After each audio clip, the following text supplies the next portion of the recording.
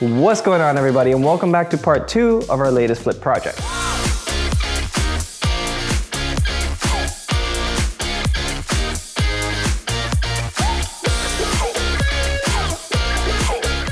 In our last video, we found a great property that was ideal for a duplex conversion. We were making some great progress on the main floor work, but because of time constraints, we decided against the option to duplex, and instead we wanted to do some strictly cosmetic improvements to the basement, saving us both time and money. If you remember, the basement looked really dingy and outdated. We wanted to leave the basement layout exactly as it was, less of course that one partition wall that made no sense why it was there to begin with. Other than that, some simple cosmetic upgrades would go a long way at making a place like this a beautiful single-family home. We wanted to get things into motion really quickly, so why don't we check in with Costas and see how it's going.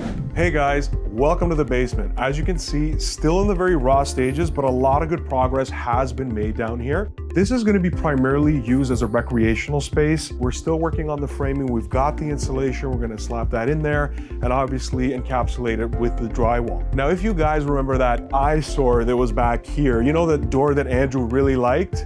Yeah, that's not gonna fly. We took that out, we removed it, we gutted that thing. We tried to extend this room. We wanted to make it a bigger space, to make it more comfortable and obviously more spacious, and we actually pushed it forward. So there's a lot of good workable space here. And obviously you got the natural light from the window that gives it that comforting effect as well. If you can remember from before, there was that wall separating the space there. We knocked that down because we wanted to expose all of the windows to get that natural light in here. And also, we wanted to create a provision for a kitchen in this corner here.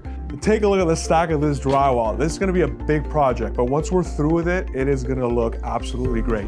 Well, I know you remember the old dilapidated bathroom, but you also remember the dead space that we had here. So what we did was we actually built out a corridor. We enlarged the bathroom, we made it much bigger, and now you have this usable space right over here. We took the water heater from that space and we migrated it with the rest of the mechanicals, and we actually decided to put a sliding door here just to limit the exposure and make it look more neat and tidy. And to be using this space most efficiently, we're going to be installing a brand new washer and dryer. Here, if you remember, there was a lot of clunky old ductwork. We've added a brand new line with 3 different distribution points, which has allowed us to create a low profile bulkhead. Overall, I think we're making some tremendous progress here, and I can't wait to see the finished product. So that you've seen the work we're doing, I want to give you a little bit more context as to what's happening here. We initially wanted to duplex the property, which would allow us the options to install a kitchen in the basement and rent out the 2 units separately. But as a result of the pandemic, the duplex application process has shown us very little traction, and our architect is even saying that it could take months before this thing is even completed. If we consider the possibility that this process could take us 4 to 6 months longer, we could potentially finish another project in that same period of time. So there is an opportunity cost to consider here. So with that understanding, we decided to just finish the work quickly, get our realtor in there, stage the property, and list it for sale. All right, so as you can see, we've done a lot of work down here. The place has had a huge makeover, and man, there's a lot of great usable space here. Guys, follow me, let's take a look.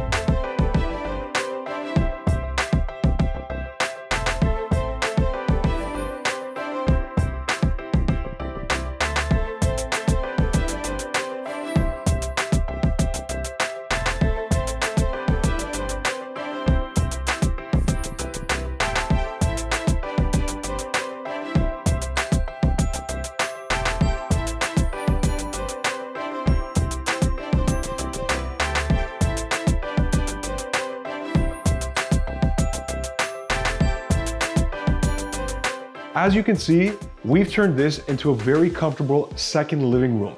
We've incorporated the design mantle and removed the old electrical box that used to be here. Do you guys remember the old glass sliding door that was right here? We removed it and we just put a regular door here, leading into a more functional, and I would say a more appropriate space for a bedroom. So this is actually my favorite room in the basement. If you remember what it used to look like, there were these partition walls that were chopping up the window space and making it dark and congested. We've opened that up and it's brighter, it's spacious. This window has so much potential. The thing you want to do in these basement areas is you want to create potential. Now you have the space, you can do whatever you want. Okay, so we're now going into some very functional space in the basement. So over here, if you remember, there was all that dead space. We've actually converted it into a nice big closet where you can throw in anything. You can throw in your knickknacks, your snowboards, whatever, your winter equipment when it's not being used. Now over here, there was that really old bathroom and we've managed to correct it by making it beautiful, new, modern, and it's just Feels like a proper bathroom. Now, as we look at this area, we've installed these nice sliding doors, and what we've created is proper access, easy access to the utility area so that in case they need to be serviced, the serviceman can do so. And this is good because it actually hides what was here, all this exposed clunky utility area. We actually moved the water tank heater from over there to over here on the left, so that way we can actually condense the space, allowing more room for the bedroom. We are now walking into what was formerly a storage space. And if you guys remember, over here to my left, there was all that clunky ductwork. We were basically removed it and pushed it back to make it look more clean, neat, and tidy, allowing us to create a beautiful second bedroom. All right, guys, so as you can see, the place looks totally different from when we first started. We went from something that was old and outdated to something that now feels open, bright, and new. After bringing in our realtor and doing some excellent staging work, you can really see things coming together and creating a home you'd actually want to live in. But now that we've seen the pretty things, let's talk about the numbers. So in the last video, we talked about our projections, where the comparables were suggesting that we could sell the place for roughly $775,000. Now, this kept us quite optimistic, but after listing the property for just 1 week holding offers, we were only able to sell the place for about $740,000, which is less than what we were hoping for.